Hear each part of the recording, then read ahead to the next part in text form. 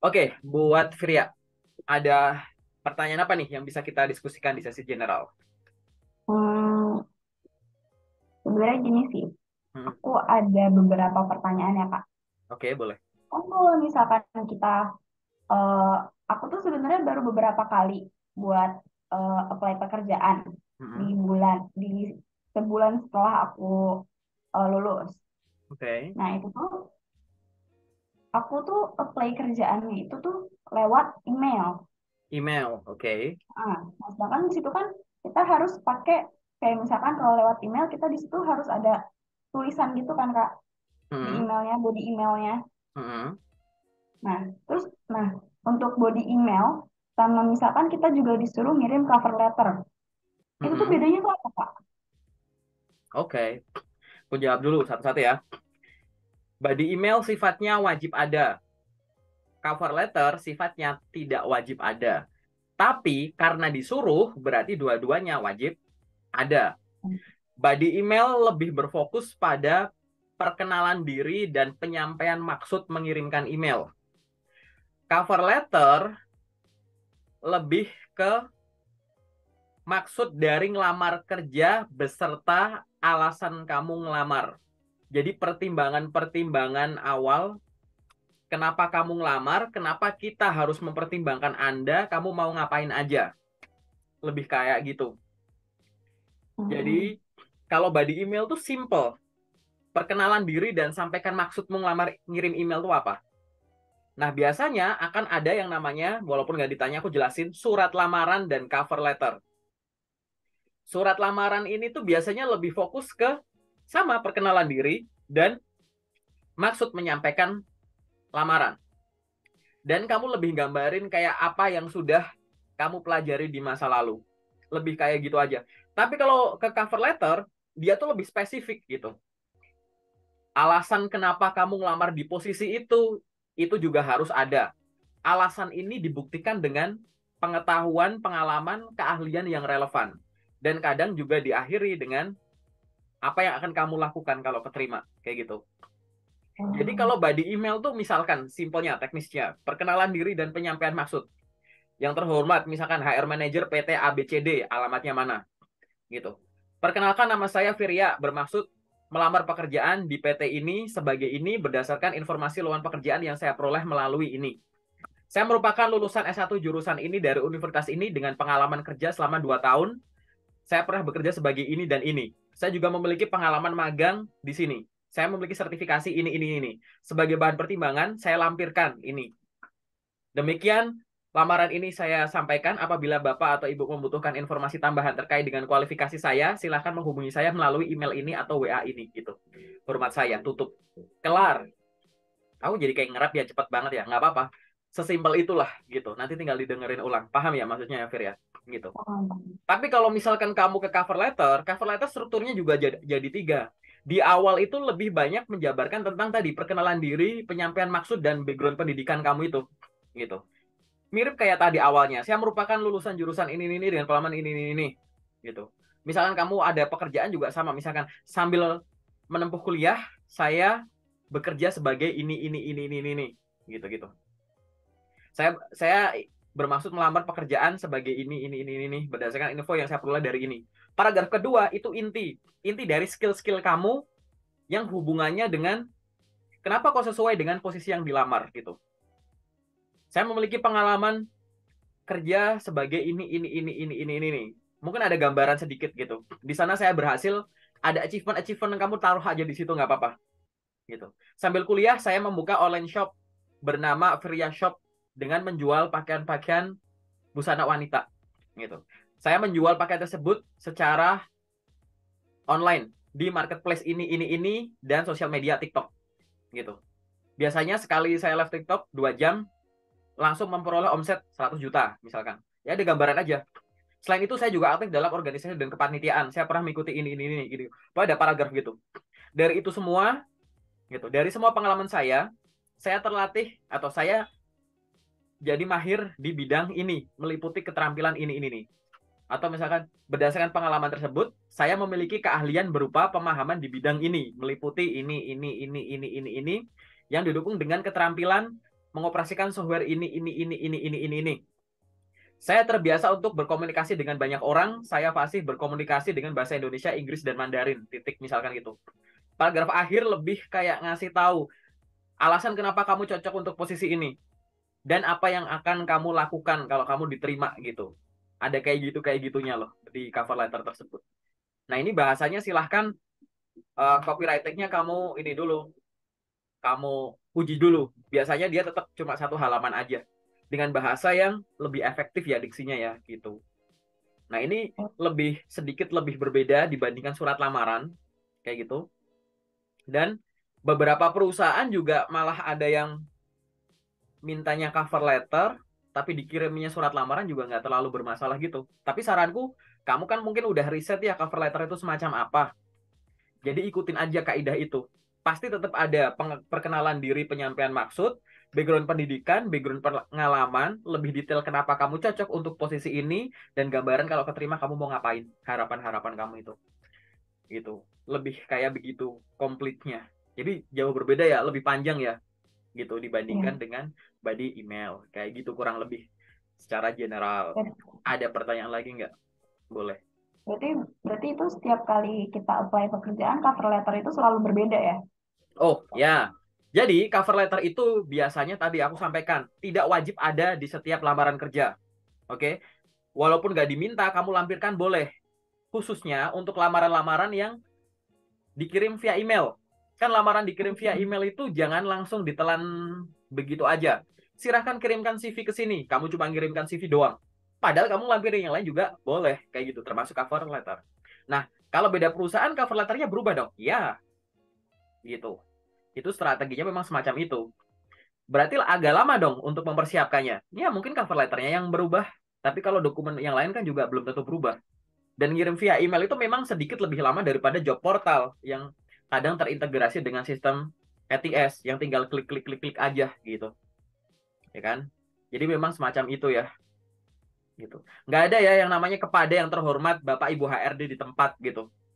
Harus jelas kepadanya siapa gitu-gitu. Baik di email maupun ininya gitu. Banyak orang kayak gitu. Kalau kita nggak tahu nama HR-nya gimana, ya udah tulis aja HR Manager. Tapi jangan nulis kepada yang terhormat Bapak Ibu HRD di tempat. Kan poster locker ada nama PT-nya kan. Ya tulis minimal. Kepada HR Manager, nggak usah ada Bapak Ibu, nggak apa-apa. Kepada HR Manager, PT ABCDEFG. Ada nama PT-nya, kok bisa browsing kan dia alamatnya di mana. Tulis di situ. Gitu. Jangan di tempat kayak gitu ya. Gitu. Jadi namanya lebih personalized. Oke. Okay. Terus apa lagi? Oh ya, tadi kan kalau saya kan belum pernah untuk apply pekerjaan lewat aplikasi gitu ya. Nah itu kan kalau misalkan saya lihat teman saya itu kayak dia tuh kayak langsung ngeklik klik klik klik terus daftar aja ke play gitu. Nah itu tuh gimana tuh maksudnya? Oke, jadi nanti kalau kamu mau ngirim lamaran yang via job portal, misalkan kayak Jobstreet dan lain-lain kayak gitu ya, atau lewat LinkedIn yang pakai fitur job gitu, itu memang ibaratnya pertama kamu punya akun, setelah kamu punya akun lengkapin profilnya, setelah itu tinggal pakai menu filtering untuk menemukan loker yang kamu incar. Nah, memang kemudahan dari job portal itu adalah loker-loker yang menyebar di mana-mana, di perusahaan beda-beda, udah dihimpun di satu tempat. Kayak gitu. Jadi tinggal kamu bikin akun, ada akses untuk tinggal kamu pilih sendiri, subjektif ya tentunya. Tapi kamu harus ingat, semua yang ada di online pasti ada celahnya, yaitu loker palsu atau info palsu. Yang kedua, di sini jangan lengah gitu. Mentang-mentang gampang tinggal klik, kamu jadi asal klik gitu. Lalu apa yang harus dilakukan? Ini aku ajarin kamu satu siklus menggunakan suatu job portal tertentu, apapun job portalnya, biar kamu nggak jadi asal klik. Pertama, kamu tinggal bikin akun dulu. Setelah bikin akun, lengkapin dulu tuh info yang ada di akun. Diduplikat dari CV. Kadang juga bisa lebih lengkap dari CV juga boleh. Mungkin kalau pakainya job portal, kadang CV-nya disuruh upload ke situ. Upload. Gitu. Setelah itu ngapain? Cari loker berdasarkan filtering. Filteringnya disesuaikan dengan yang kamu pengen kan? Kayak gitu. Yang sesuai kualifikasi, tapi juga kamu pengen berkarir di situ. Setelah hasil filternya keluar info lokernya, itu pastikan dulu nomor satu, lokernya ini asli nggak? Kayak gitu. mungkin bisa kamu kunjungi dulu nih pemposting akunnya ini, pemposting lokernya ini, akun pemposting loker, dikunjungi dulu. Kalau ada nama perusahaan yang kamu nggak familiar, nama PT-nya kamu cari di Google, gitu. Misalkan nama PT-nya gini ya, PT Apel Anggur Jeruk. Nyarinya nggak usah ada kata PT-nya, tulis aja apel anggur jeruknya gitu. Paham nggak? Oh, Gitu. Jadi nama PT-nya dihapus. Cari itu aja. Cari di Google Maps, cari di IG, cari di Google biasa, cari di LinkedIn gitu. Bener nggak gitu? Kalau misalkan udah dipastikan, ini aku sampaikan ya, mayoritas loker-loker yang beredar di sosial media atau di job portal itu memang asli. Tapi aku pasti ada celah gitu buat loker palsu. Karena aku udah nerima banyak curhatan dari teman-teman yang kak aku dapat panggilan palsu, bisa aku ngelawar dari sana, dari sana, dari sana. Sehingga ya nggak ada yang sempurna semua yang online itu. Filtering terkuatnya ada di kita. Jadi jangan cuma klik-klik-klik doang, oke? Setelah kamu pastikan, oh ini lokernya asli, cek masih berlaku nggak, gitu. Kalau baru diposting ya biasanya masih berlaku, walaupun nggak ada batas waktunya, biasanya dia akan 2 mingguan gitu masih berlaku. Nah segera lamar, klik. Habis ngelamar, jangan buru-buru cari loker lain. Loker yang habis kamu klik, kamu rekap di Google Sheet atau di Excel. Jadi kamu harus punya rekapan pribadi semua loker yang kamu lamar. Jangan kamu pakai job portal A hanya mengandalkan histori lamaran portal A. Kamu pakai email ngandalin outbox gitu. Nyebar. Nanti kalau lamaran yang udah kamu kirimkan banyak, panggilan itu tuh nggak semuanya tuh tidak lama setelah kamu lamar. Ada yang kamu lamar hari ini panggilannya tuh 2 bulan lagi tuh. Kayak gitu-gitu. Jadi kamu jangan mengandalkan ingatan. Kalau mengandalkan ingatan, nanti oh ini ada panggilan. Aduh, aku ngelamar ke sana nggak ya gitu-gitu. Malah aneh. Tapi kalau sejak awal kamu sudah dicicil gitu ya dengan budaya ngerekap gitu. Kan kalau satu-satu nggak berat tuh direkap, begitu ada panggilan, kamu tinggal cek di rekapanmu itu. Bener nggak aku pernah ngelamar ke sana? Ini buat antisipasi juga, buat satu kamu biar nggak kelupaan, kedua antisipasi panggilan kerja palsu. Banyak panggilan kerja palsu itu yang kamu nggak ngelamar tapi dapat panggilan. Masalahnya sebagian perusahaan itu namanya dimirip-miripin dengan perusahaan yang asli. Dimirip-miripin namanya. Kalau kamu ngandalin ingatan, oh iya nih ada kata ininya, kayaknya waktu itu aku ngelamar deh. Oke, aku datang. Kayak gitu. Nah, itu malah gawat kan gitu. Ini direkap. Setelah direkap, jadi ya aku urutan lagi ya. Bikin akun, dilengkapin, difilter, cari lokernya, dicek asli atau enggak, dikirim lamaran, habis itu direkap. Setelah direkap, jangan berhenti di situ. Nama PT-nya kamu cari di LinkedIn. Gitu. Nama PT-nya cari di LinkedIn. Ingat ya, nggak usah ketik nama PT-nya. Pokoknya langsung apa gitu. Cari di LinkedIn, muncul tuh. Nah, kamu cari dua info di sana. Pertama, official LinkedIn-nya perusahaan itu ada nggak? Kalau ada official LinkedIn-nya, kamu follow, ikuti. Setelah itu, di filter tadi, kamu search bagian people. Jadi nanti, kalau kamu masukin suatu kata kunci atau frasa kunci, muncul hasil pencarian, tetap ada sub filter lagi, post, apa account atau gimana. Itu people, filter people, connect ke HRD-nya. Gitu. Gunanya apa? Follow akun perusahaannya. Banyak perusahaan yang posting loker lewat official link-nya. Kenapa kamu connect ke HRD-nya? Banyak HRD yang posting loker lewat official, bukan official, personal account-nya dia. Nah, kalau misalkan kamu bisa bangun koneksi ya bagus. Syukur-syukur nggak lama setelah kamu connect, misalkan hari ini kamu ngelamar connect, besok sama orangnya di ACC, di confirm. Langsung perkenalan diri. Selamat siang Ibu Fria, perkenalkan nama saya Aga, terima kasih sudah menerima permohonan koneksi saya di LinkedIn ini. Gitu. Kemarin saya melamar pekerjaan di perusahaan Ibu untuk posisi ini.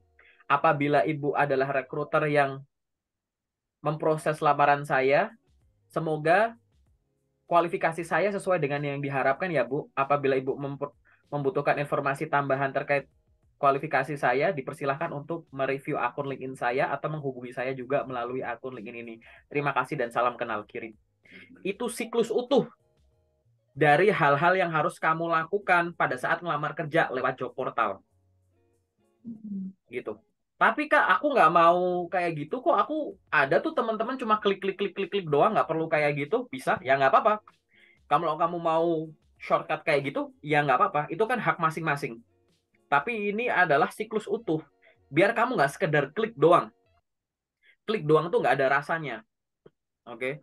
Di situ kamu bisa sambil bangun koneksi ke orang-orang di perusahaan itu. Gitu. Lebih jangka panjang. Kamu sambil bangun branding kamu di LinkedIn. Kayak gitu. Nah ini juga dilakukan, boleh nggak kalau aku dapat lokernya di mana, terus aku sambil gitu? Ya nggak apa-apa. Sekarang tuh loker dan orang-orang pemproses loker tuh ngumpul di LinkedIn. LinkedIn tuh isinya nggak cuma loker. User ngumpul di LinkedIn. HRD ngumpul di LinkedIn. Itu orang-orang kalau kamu ngirim lamaran via email, lewat job portal, di balik layar yang ngeproses itu juga orang-orang itu ya kemungkinan besar punya akun LinkedIn yang aktif. Kenapa nggak deketin ke mereka aja? Gitu. Kenapa kamu lebih milih, misalkan, datengin PT-nya, naruh lamaran kayak gitu. Naruh lamaran kamu ada banyak lapisan di situ. Ada akses card-nya lah, ada gerbang lah, belum ada security lah. Kalau belum bikin janji nggak bisa ngobrol sama orangnya lah. Nah di LinkedIn tinggal connect, tinggal ngobrol. Kenapa nggak dilakukan kayak gitu? Nah itu adalah siklus utuh yang aku sarankan ke teman-teman, khususnya yang udah pernah sharing sama aku, yang pasti mereka ngelakuin itu. Gitu. Itu yang efektif tuh siklus utuhnya begitu ya. Gitu. Oke, ada pertanyaan lagi mungkin? Eh, ini aku bingung kalau misalkan eh, kan aku dari lulusan peternakan ya. Nah terus dan selama ini tuh aku kayak nggak aktif organisasi. Sedangkan aku pengen eh, lamar pekerjaan tuh di bidang lain. Nah itu tuh gimana ya caranya biar kita bisa nulis CV-nya tuh yang gimana? Paham belum? Oke, oke. Jadi gini, aku bedakan dulu antara dua orang nih. Ada dua jenis orang nih. Dia nggak ikut organisasi selama kuliah karena sibuk dengan kegiatan lain. Ada yang orang yang tidak ikut organisasi ya karena dia belum sadar pentingnya organisasi gitu. Nah, fokus aja lah sama kuliah biar IPK-nya bagus gitu. Udah kuliah pulang aja gitu. Tapi ada yang sebenarnya pengen organisasi tapi dia ada kesibukan lain atau ada kondisi lain yang bikin dia terpaksa nggak bisa ngelakuin itu.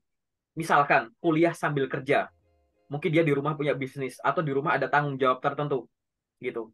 Nah, ini kayak gimana? Nah, aku mungkin ya, aku akan melihat kamu dari sisi yang ada kesibukan lain.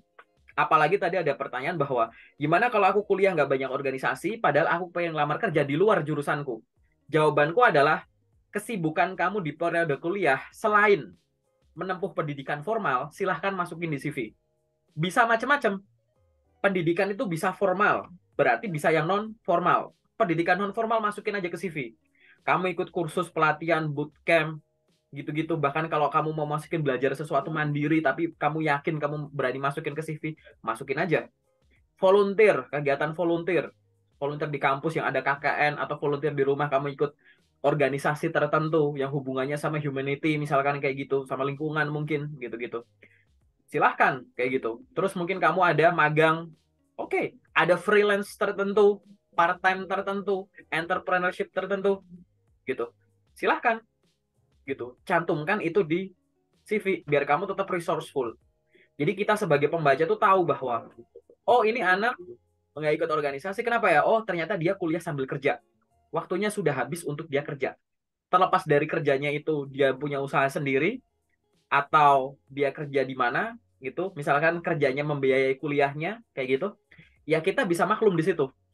Kamu nggak bakal dinilai sebagai wah ini orang nggak pernah organisasi berarti nggak sosialisasi. No, kalau kamu kuliah sambil kerja, kerja itu tuh berorganisasi yang dibayar, paham nggak gitu. Beberapa teman juga lagi, kak aku nggak ada organisasi nih karena aku kuliah sambil kerja. Gimana ya nanti kalau ditanya kenapa nggak ada organisasi, jawab aja bahwa saya bekerja itu untuk itu, membiayai kuliah Anda, dan setahu saya bekerja itu adalah berorganisasi yang dibayar. Kenapa ya? Karena tadi kamu berinteraksi dengan orang, ada target yang harus dicapai, ada koordinasi dan komunikasi yang harus bagus, ada stratanya, ada strukturnya dan lain-lain. Itu sebenarnya kayak gitu. Nah itu silahkan ditonjolkan di CV-mu gitu. Jadi biar kosong itu tadi, jangan biarkan pembaca CV-mu, HR atau user, aku bukan HR, aku user, jangan biarkan imajinasi liar kita. Kayak ini orang apa ya kira-kira, kenapa kosong ya, kenapa nggak ada organisasi, nah gitu-gitu. Kalau nggak ditulis kan di awal kita juga nggak tahu kan, paling nanti dikonversi sebagai pertanyaan. Itu kalau kamu sampai di level interview.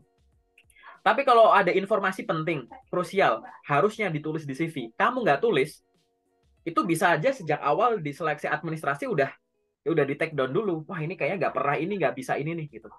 Kamu harus punya kesadaran. Dua. Pertama, suka nggak suka, mau nggak mau, kamu akan dinilai di awal dari apa yang tertulis. Makanya tulis CV dengan baik dan benar, lampirkan dokumen dengan baik yang benar. Yang nomor dua, suka nggak suka, mau nggak mau, kamu bukan kandidat tunggal. Pasti akan dibandingkan dengan kandidat lain. Kayak gitu. Sehingga di awal, buatlah kesan bagus di semua dokumen yang kamu tulis. Nanti di tahap selanjutnya, tinggal kamu upayakan bahwa kamu di atas kertas itu sebagus kamu di interview, misalkan. Kayak gitu. Oke. Jangan sampai kamu di atas kertas meyakinkan waktu di interview meragukan. Nah, itu kan jangan sampai kayak gitu. Jadi, itu yang harus dilakukan ya, dijabarkan di CV-nya. Nanti gimana? Lanjut ke pertanyaan kamu tadi bahwa, tapi kalau yang aku lamar itu di luar bidangku, kayak gitu. Gimana? Balik lagi, di luar bidang itu, pasti kan juga ada kualifikasi, ada standar minimumnya. Entah dari pendidikan, pengalaman tertentu, familiar untuk melakukan ini itu, tahu ini itu. Kalau kamu tahu, ya pastikan itu ditulis di CV-mu, gitu.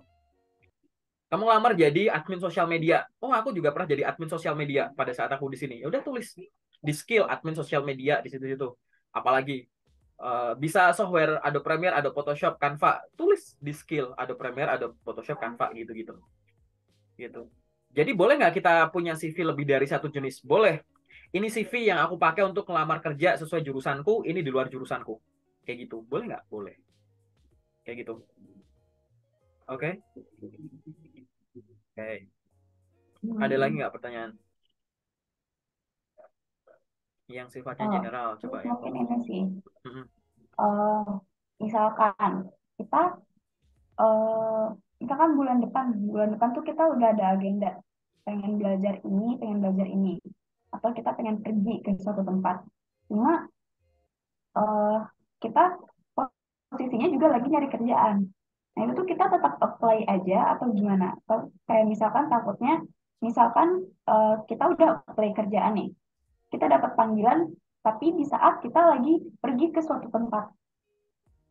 Nah, itu tuh bisa di reschedule atau misalkan gimana ya? Nih, oke. Nih aku kasih tahu. Jadi kita kan pasti harus bisa bikin time management dan skala prioritas. Oke.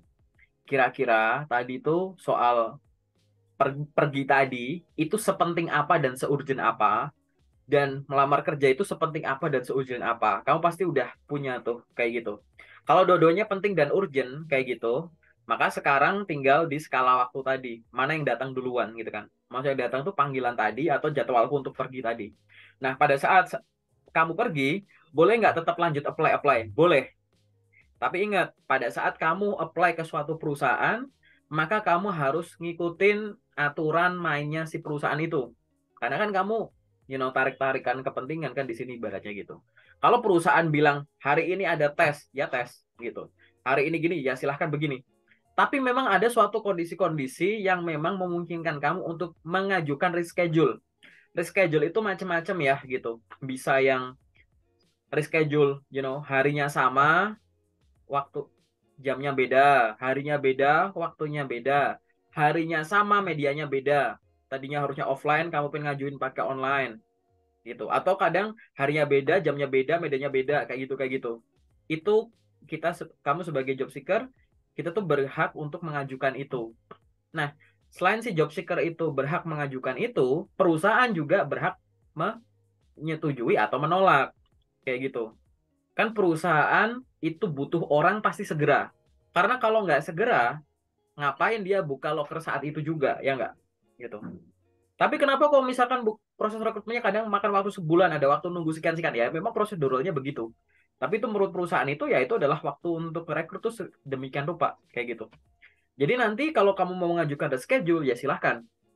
Tapi balik lagi, sepenting apa kamu untuk bepergian tadi? Nggak bisa kan digini-gini kan? Kalau memang akhirnya nanti ada reschedule, ya ajukan saja. Tapi tadi, dengan kesadaran bahwa perusahaan juga ada kemungkinan nolak. Gitu. Oke ya, lebih ke arah sana aja sih. Tapi kalau lanjut apply tetap lanjut aja. gitu. Barangkali nanti begitu kamu balik langsung pas lagi ada panggilan kayak gitu. Jadi apply tetap lanjut. Jadi jangan sampai ada hari kosong kamu nggak apply. Mau hari libur tetap apply. Pagi, siang, sore, malam boleh apply. Kalau kamu punya waktu kosong di hari kerja dan jam kerja, mayoritas lamaranmu di situ. Ini jumlah intensitas tinggi gitu. Tapi nanti kalau pas lagi weekend atau after office kamu dapat loker bagus cocok dan kamu lagi free, send aja gitu. Oke. Oh, terkait apply kerjaan kan setiap hari itu kalau bisa apply kerjaan ya Kak. Nah, itu tuh boleh misalkan kita apply-nya melewati batas jam kerja atau misalkan malam, tengah malam kayak gitu dan lewat email. Itu nggak apa-apa Kak. Jadi kayak gini. Kalimat utuhnya gini. Apply job kapanpun itu baik, tapi di jam kerja lebih baik. Artinya, kalau kamu sempat dan ada waktu untuk apply job di hari kerja dan jam kerja, lakukan saja. Tanpa ada penundaan. Maksudnya gini, tanpa ada penundaan tuh gini. Kamu dapat lokernya saat itu dan lagi free, ya udah lamar saat itu, paham nggak? Gitu. Tapi kalau misalkan kamu dapat info lokernya bagus, misalkan jam 7 malam, kayak gitu. Ngirimnya via email. Apa yang bisa dilakukan? Kamu bisa kirim email saat itu juga. Kamu bisa kirim email saat itu juga dan waktunya saat itu juga. Kamu bisa kirim email saat itu juga, tapi di schedule buat dikirimkan jam 7 pagi misalkan besoknya. Nggak apa-apa. Tapi yang penting kamu schedule saat itu.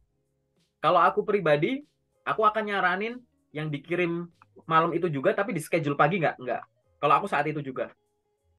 Karena setiap hari selalu ada loker baru. Jangan pernah melempar yang bisa kamu lakuin sekarang ke besok gitu. Nanti jadi kebiasaan, nunda-nunda gitu. Ntar kalau kamu dapat loker bagus hari Jumat malam gimana? Mau nunggu Senin gitu. Gitu. Jadi jangan sampai kamu ada penundaan kayak gitu. Karena kita nggak tahu efek dari nunda itu apa. Ya kan? Banyak teman-teman yang gara-gara nunda email penerimanya udah nggak bisa terima email Kak. Gimana ya gitu. Hubungi administrator Anda udah penuh overload. Gimana coba kayak gitu. Atau begitu Senin mau kamu apply kamu sibuk apa dan lain-lain. Malah jadi nggak jadi kan. Gitu. Oke. Apalagi yang sifatnya general. Yang kamu ada pertanyaan. Mungkin terakhir terkait LinkedIn sih. Boleh Aku tuh gimana tuh? belum paham cara menggunakan LinkedIn ya. Jadi Hmm. kalau misalkan untuk headernya itu dikasih apa biar bagus, terus kan untuk sekarang kan LinkedIn aku bahasa Indonesia nih. Terus aku pengen bikin tambahan LinkedIn lagi yang pakai bahasa Inggris.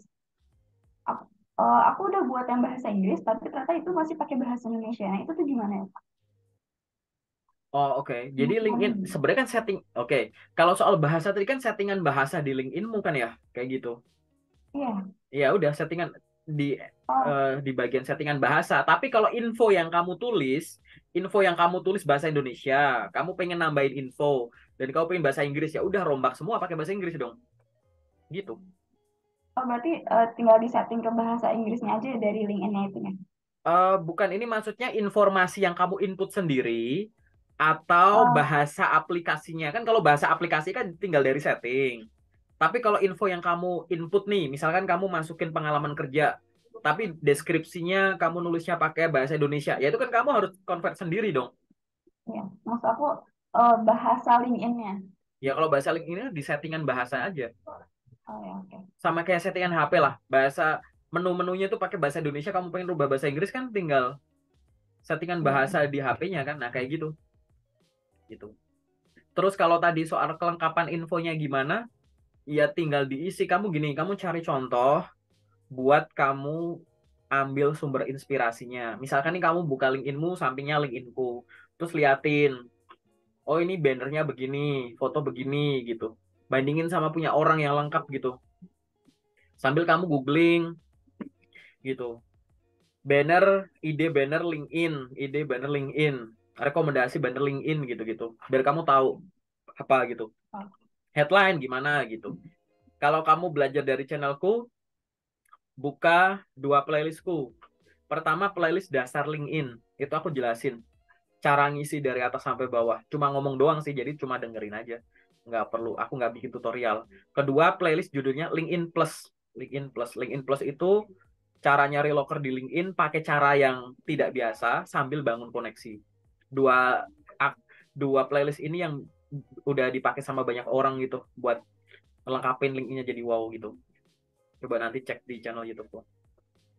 Gitu sih, lebih ke arah sana. Sama ya, LinkedIn sama kayak job portal, begitu punya akunnya, dilengkapi dulu infonya. Jadi setelah dilengkapi infonya, baru dilengkapi aktivitasnya. Jangan sampai kamu punya LinkedIn, kamu tiap hari sibuk apply doang. Kamu tiap hari wajib connect orang baru, follow orang baru, bikin postingan, komen di postingannya orang, kenalan sama orang baru, DM gitu. Reshare atau repost postingan orang, join ke grup-grup mungkin gitu. LinkedIn itu sosial media, bukan job portal. Jadi harus bener cara bikinnya dan bener aktivitasnya gitu. Oke. Ingat yang sosial media, fungsi medianya ya media nemuin loker, media ngirimin lamaran. Fungsi sosialnya jangan lupa.